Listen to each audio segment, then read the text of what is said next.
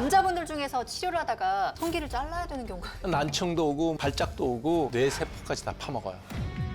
깜짝 놀랐던 게 뭐냐면 네. 처음 성경험의 평균 나이가 13.6세라 그러더라고. 이건 교육이 필요하다. 싹 다 한번 까발려드리겠습니다. 아, 그럼 이제 성병 특집이네요. 고운 할머니가 한 번 오셨어요. 근데 매독이 나온 거예요. 그러면 할아버지겠지 뭐. 당연히 그렇게 생각하죠. 그래서요, 어떻게 됐어요? 다음 주에 얘기해드릴게요.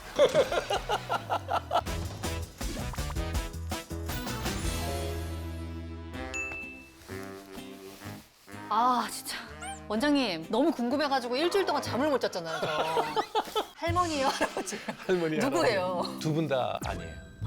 매독은 확실한 그 경로가 있잖아요. 그쵸. 근데 두 분 다 아닐 수가 있나? 있더라고요. 그래서 알고 봤더니 할머니가 안수기도를 받으셨어요. 목 디스크가 있어서 너무 아프신 거야. 안수기도를 받았는데요? 요즘에는 안수기도를 이렇게 눕혀놓고 이렇게 긁는다며요. 그 앞에 어느 사람한테서 매독균이 손에 묻어 있다가 이 할머니한테 옮은 거예요. 그렇게도 옮는다고요? 옮더라고요. 아, 그럼 잠깐만. 근데 이거는 케이스가 그 케이스 하나 아니에요? 그러고 난 다음에 이상하게 네. 환자가 올리니까 몰려서 와요. 이렇게 예쁜 여학생이 한 명이 왔어요. 네. 이 친구가 왔는데 또 매독이에요. 근데 누가 봐도 이놈 대학교 신입생이야. 그래서 이제 매독 전문 검사를 하는 거예요. 매독 검사에서 제일 먼저 하는 게 VDRL이라는 게 있어요. 여성들의 경우에는 여기 VDRL 양성이 나오는 경우가 류마티스 질환이 있을 때도 위양성. 매독이 아닌데 네. 류마티스 질환이 있거나 그러면 양성이 나오는 특이적이지 않은 검사예요. 처음 히스토리 할 때는 아 이거는 그냥 류마티스 질환이 있어서 위양성 나왔을 거야. 그런데 너무 스트롱 포지티브야. 그건 뭐지? 그 여학생도 설마 안수기도예요? 안수기도. 안수기도예요? 네. 허리 디스크가 있어서 안수기도를 받았어. 어머. 매독균이라는 게 점막을 통해서 옮기는 하지만 전염 경로는 혈행성이에요. 너무 충격적이다. 안수기도를 통해 전염된 매독 2사례. 자, 오늘은 예고해드린 대로 성병 특집 2탄 네. 준비되어 있는데 빼박. 빼박입니다. 네. 이거는 핑계가 없다. 직접적인 성적 접촉으로 이루어지는 그런 성병을 좀 알아보도록 하겠습니다. 네. 어떤 게 있나요? 대표적인 게 매독, 임질, 고노레아라고 하는 임질, 그 요도염으로 주로 많이 생기죠. 그 후천성 면역결핍증, 사마귀 중에 하나는 콘딜로마 바이러스에서 감염되는 곤지름이라고 그러죠. 그러면 증상을 좀 대표적인 것들을 얘기해 주시면 좋겠는데. 임질이 제일 이제 옛날에는 흔했죠. 요즘에는 비인균성 요도염, 같은 요도염인데 임질성 요도염보다 비인균성 요도염이 더 많기는 해요. 성관계를 하고 난 다음 1, 2주 안에 소변 볼 때마다 따끔거리고 좀 시간이 지나면 이제 균이 이제 고름이 나오죠. 그다음에 이제 비인균성 요도염은 증상도 좀 약하고 고름이 나오는 색깔도 보면 이렇게 누렇지 않고 맑은 물? 그러니까 끈적거리는 걸렸는지 안 걸렸는지 모르겠네요. 잘 모르고 좀 덜 불편하고 전염성은 높은데 잠복기가 길어요. 인균성 요도염은 짧아요. 2주 이내. 비인균성 요도염은 2달 이내. 잠복기가 길어야 전염을 많이 시켜요. 네. 근데 위험하기는 임질이 조금 더 위험한 거. 증상이 더 빨리 나타나고 전신성으로 진행이 더 빨리 돼요. 곤지름 이런 건 그냥 눈에 보이는 거죠. 곤지름은 사막이에요. 성기에 생기는 사막이에요. 여성의 외음부라든지 항문성기라면 항문주의라든지 콘딜로마 같은 경우에는 잠복기가 길어요. 근데 이게 곤지름 같은 경우에 특히 이제 남자들한테 많다고 하는 게 네. 남자들이 눈에 딱 보이니까 바로. 그렇죠. 여자들은 안쪽에 생기니까 증상이 없거든요. 그래서 증상도 없고 잘 모르는 경우도 많다고 하더라고요. 고름에 분비되는 것도 여성의 질일 분비물과 섞이면 구별이 힘들고 그렇구나. 치료가 더 이제 어렵죠. 진단이 늦어지고. 그러면은 이렇게 눈으로 확인을 못하는 어떤 성병들은 병원에서는 어떻게 찾아내나요? 진단을 어떻게 내리나요? 일단 본인이 와야 돼요. 의심되는 모든 사람을 잡아다가 검사를 그쵸. 못하니까 대변에서 소변 검사를 하죠. 남자들 같은 경우에는 소변 증상이 안 나타나면 전립선까지 들어가거든요. 그 균이 전립선 마사지를 해서 전립선액을 나오게 해요. 아, 그럼 전립선액은 정액이랑은 다른 거예요? 정액의 일부 성분이 전립선액이죠. 정액의 많은 부분이 다 전립선액이에요. 그래서 이제 전립선까지 염증이 나면 확인을 다 하고 거기서 세균이 나오면 그 세균에 맞는 항생제를 쓰죠. 이제 매독이 걸리면 매독의 증상이 발진의 형태가 두 가지예요. 성기분이 생기는 게 이제 쉔크라 그래갖고 경성하감 단단하면서 아프지가 않아요. 거기 좀 지나서 이기 매독이 되면 손바닥 발바닥이 빨갛게 이렇게 동그란 반점이 생겨요. 매독진이라 그래요. 매독 발진. 이것도 막 균이 엄청 나오는 자리예요.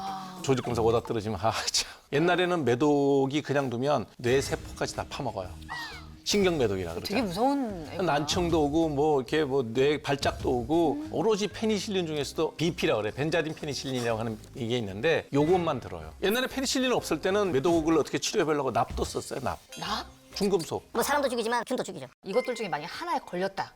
그러면은 지금 만나고 있는 파트너를 의심해 봐야 되겠죠? 건강한 사람들을 만나라. 얘가 혹시 그냥 갖고 있었다 이런 건 없어요? 없어요.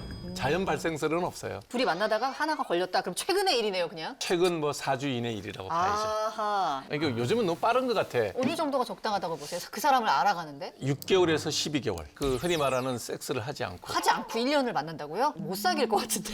예를 들어서 2달에서 3달 동안 쇼부가 안 나잖아요? 네. 그럼 대부분 안 돼요. 그럼 그런 남자는 다 갖다 버리세요. 쓸만한 남자 하나도 없어요. 아무리 내가 결혼을 하지 않는다 하더라도 두 사람이 만나서 데이트를 하는 사이는 반드시 어느 정도의 책임감을 따라야 된다는 거예요. 그럼 일주일에 한 3, 4번, 한 3개월 어떤가요? 그러면 좀 판단하는 시간이 짧아질 수는 있죠. 그럼 한 근데 3개월 가능할까요? 짧은 기간에는 속일 수가 있어요. 6개월에서 1년 사이 정도. 아, 근데 성병이 진짜 별의별 소문이 다 있습니다. 제가 또 아시죠? 찌라시 컬렉터. 성관계를 가진 후에 소변을 보면 성병 예방에 도움이 된다. 아무 효과 없어요.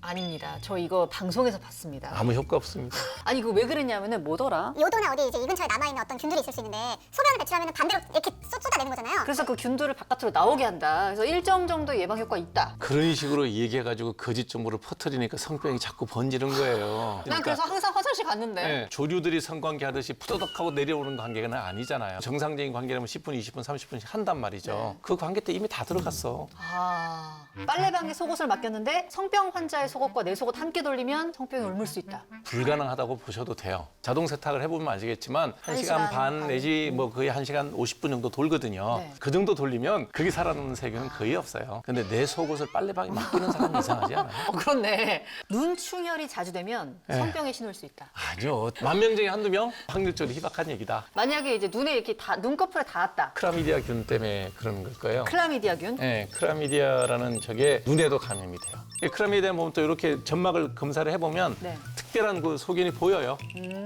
남성의 경우 포경 수술을 하면 성병에 더 안전하다. 레귤러 섹스 파트너의 질 건강에는 도움이 된다. 포경의 종류가 두 가지가 있어요. 이게 귀도 보이고 피나 샤프트거든요. 네네. 이 포피가 완전히 막고 있어갖고 뒤로 제껴지지 않는 경우가 있어요. 진성 포경이라 그래요. 그거는 무조건 수술해야 돼. 그건 수술 안 하면 냄새나. 그리고 노말 섹스가 힘들어. 점막 대 점막이 만나야 섹스가 가능해요. 스킨과 점막으로 하게 되면 여성 점막이 상해서 정상적인 섹스를 할 수가 없어요. 뭐 이거 했다고 성병이 예방에 도움되고 그런 건 없어요. 포경 수술을 강제로 하는 거는 권할 필요가 없다는 거지만 사춘기가 지나서 아이가 성장을 하면서 귀두, 그랜스 페니스가 커져 나가는데 이게 안 벗겨져. 이 친구의 정상적인 성생활을 위해서라도 그건 반드시 수술해줘야 되는 거죠. 가슴 포경은 뭐냐면 그냥은 이렇게 덮여 있는데 내가 손으로 제꼈을 때 뒤로 벗겨지면 이건 가슴 포경이에요. 그런 경우는 굳이 수술할 필요가 없는 거죠. 근데 이제 여기가 늘 지저분하고 이게 잡균들이 많으면 포피 안에 보면 여러 가지 태가 껴 있고 지저분하거든요. 사랑하기 전에 씻어라. 흡연자가 구강성교를 하면 두경부암에 걸릴 확률이 높다. 당연히 높죠. 두경부라는 게 뭐냐면 경부, 목, 네. 후두부에 생겨요. 여기 생기는 게 아니고 점막에 생겨요. 여기 생기면 암이 위로 올라가서 머리로도 올라가죠. 무섭네요, 이거는. 담배 끊고 구강성교 안 하면 되죠. 그리고 뭐 약간 심각한 경우에 얼굴의 일부를 갈아엎거나 아니 수술하면 무조건 잘라내면 다 뭐 반이 없어지는 거죠.